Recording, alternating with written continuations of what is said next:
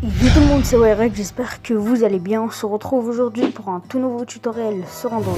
On se retrouve pour la partie 2 du tutoriel de CapCut Pro. Contrairement au premier tutoriel, ça ne va pas être pour vous présenter l'application, mais bien pour vous montrer comment éditer les photos à partir de l'application.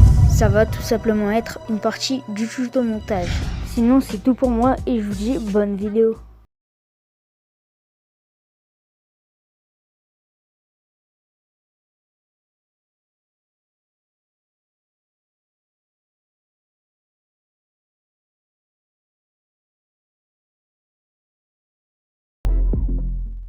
Re tout le monde, on se retrouve sur CapCut Pro. Le lien est dans la description comme d'habitude. Juste avant de commencer, déjà je tiens à vous dire que ça va contribuer à la partie du tuto montage de CapCut Pro.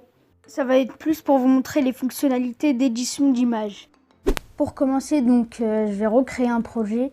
J'ai pas gardé celui de la semaine dernière. Mon nom, ça va être Nouveau Film 13. Donc vous pouvez changer. Je vais mettre effectuer, créer.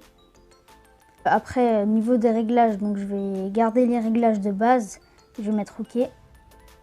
Vous pouvez toujours agrandir l'écran en basculant à droite ou à gauche pour rétrécir. Moi, je vais l'agrandir en tournant ça à droite. Pour ajouter une photo, vous mettez plus, photo. Vous pouvez utiliser la photo que vous souhaitez. Ça fonctionne avec n'importe quelle photo. Donc moi, je vais cliquer sur celle-ci. Pour commencer, alors ce bouton-là sert à mettre OK, donc comme ceci, pour sortir des modifications tout simplement. Ici, c'est pour dupliquer la photo. Ici, c'est pour la couper. Vous pouvez vous placer ici avec ça n'importe où sur l'image et vous pouvez l'agrandir comme ceci. Donc, par exemple, si on la coupe, ça va faire ça. Pour supprimer la photo, vous faisiez un double clic dessus et vous mettez supprimer.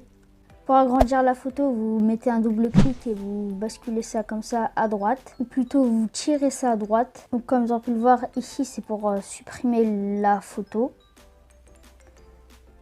Comme moi, je veux retrouver la photo, donc je vais mettre retour ici.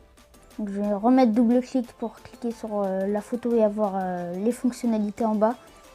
Ici, c'est pour ajouter ou modifier une transition. Donc moi, je vais en ajouter une. Comme vous pouvez le voir, la flèche ici, c'est pour mettre autour. Ici, je vais mettre ajouter une transition grâce à ça. Donc, comme vous pouvez le voir, vous avez des transitions personnalisées. Vous pouvez créer des transitions personnalisées, excusez-moi. Ici, vous avez des transitions pré-créées, comme par exemple apparaître et disparaître. Je vais cliquer dessus pour vous montrer à peu près.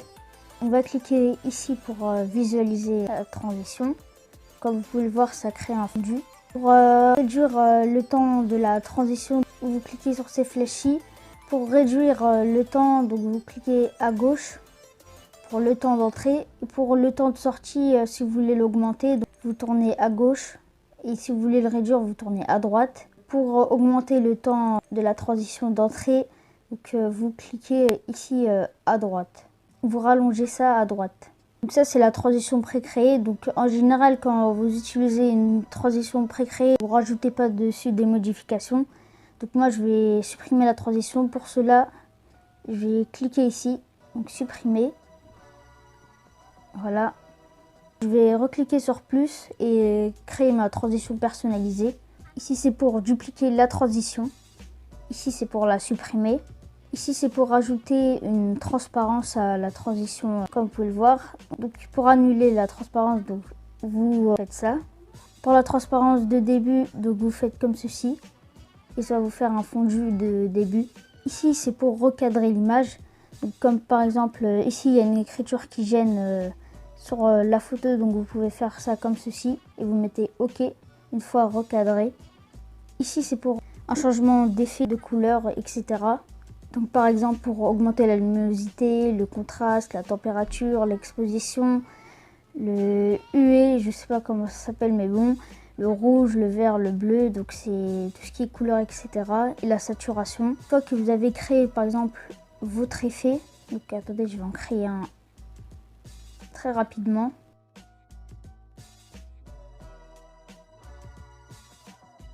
Voilà, vous pouvez mettre enregistrer et créer un nom tout simplement. Donc moi je vais écrire www, effectuer, enregistrer. Une fois enregistré, Pour le retrouver, donc vous allez dans chargement, donc vous cliquez sur chargement. Vous voyez qu'il y a déjà des jeux de couleurs pré-créés qui ont été enregistrés de base sur l'application. Et vous pouvez voir votre jeu de couleurs tout en bas qui est ici. Ici, c'est pour tourner l'écran en sens horaire, comme ceci. Et vous pouvez le faire plusieurs fois. Pour faire une rotation vers la gauche, vous cliquez ici. Ici, c'est pour faire un effet de miroir horizontal, comme ceci. Ici, c'est pour un retournement vertical. Au niveau de l'écran, donc, vous pouvez agrandir comme ceci en faisant un zoom sur l'image ou la rétrécir en poussant l'image comme ceci.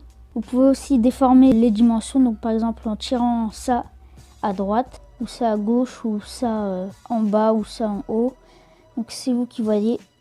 Ici, vous avez un bouton pour maintenir le ratio d'aspect, donc en gros ça va redonner les dimensions de base, comme ceci. Ici c'est pour restaurer la valeur par défaut, donc vous aurez l'image qui redeviendra en écran de base. Ici c'est pour les effets de mouvement. Pour créer un mouvement, donc d'abord il vous suffit de déplacer l'image en dehors de l'écran. Ici vous avez un bouton au milieu pour faire le type d'effet. Donc moi je vais le faire comme ça. Du coup le point du mouvement, au lieu qu'il soit au centre ici, il va être en dehors. Ça fera un autre effet. Ici c'est pour le type de circulation. Je sais pas comment dire ça, mais le type d'effet. Donc par exemple si vous voulez que ça soit en circulaire, en linéaire. Ce que je peux vous conseiller, c'est l'effet circulaire ou l'effet élastique qui sont plutôt pas mal. Par exemple en circulaire ça donne ça. Vous voyez, c'est plutôt pas mal. Ou sinon, si vous voulez faire en élastique, vous faites comme ceci. Vous voyez que ça fait comme un effet élastique. C'est tout ce que vous pouvez faire avec les transitions. On va mettre autour. Donc là, comme vous pouvez le voir, comme il y a une transition, vous ne pouvez pas augmenter la transparence ou recadrer comme il y a la transition. Pour que vous ayez ces boutons-là, donc il faut supprimer la transition comme ceci. Et vous voyez que tout ça apparaît. Donc ici, vous savez déjà, c'est pour augmenter la transparence. Ici, vous avez les boutons pour que ça soit plus précis. Donc par exemple, vous voulez les mettre à 70, mais vous avez du mal avec le doigt, comme c'est pas précis. Donc vous pouvez faire ça et c'est un peu plus précis. Ici, c'est pour recadrer l'image, comme toujours. Si vous voulez recadrer l'image, tout simplement. Ici, c'est les couleurs, donc ça change pas, c'est comme les transitions. Ici, c'est pour ajouter une bordure, comme ceci. Pour cela, il faut faire comme ça. En cliquant sur la couleur là, vous pouvez voir qu'il y a des couleurs de base. Vous pouvez mettre plus de couleurs et sélectionner votre couleur personnalisée, comme ceci par exemple. Et voilà. Ici c'est pour créer un coin rond. Comme vous pouvez le voir, vous pouvez le faire comme vous voulez. Moi je vais le faire comme ça. Ici c'est pour ajouter une ombre. Donc comme on est sur fond noir, on voit pas du tout l'ombre. Du coup, moi, je vais changer de fond et je vais appuyer sur OK. Je vais aller dans paramètres et je vais aller dans couleur d'arrière-plan. Je vais choisir en blanc, comme ça, vous voyez mieux. Après, vous pouvez sélectionner la couleur que vous voulez. Je vais mettre OK. Comme vous pouvez le voir, en recliquant, en refaisant un double clic, donc vous rentrez dessus.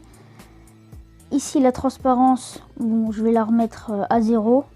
Donc, comme vous pouvez le voir, ça fait un effet d'ombre. Vous pouvez le faire comme vous voulez. Donc moi je vais le mettre comme ceci. Ici c'est toujours pour tourner en sens horaire. Ici c'est pour tourner en rotation vers la gauche. Ici c'est toujours pour faire un miroir horizontal. Et ici un retournement vertical. Ici pour maintenir le ratio d'aspect. Et là pour restaurer la valeur par défaut. Concernant les vidéos, il n'y a pas beaucoup de différence. Pour ajouter une vidéo, c'est simple, vous mettez plus, vidéo, vous pouvez sélectionner la vidéo que vous souhaitez. Une fois la vidéo mise dans le projet, donc vous faites un double clic dessus. Tout d'abord, vous pouvez voir qu'il y a le volume en plus, donc que vous pouvez régler, la vitesse que vous pouvez aussi régler et un bouton de screenshot. En cliquant dessus, vous pourrez faire un screenshot de l'image de la vidéo.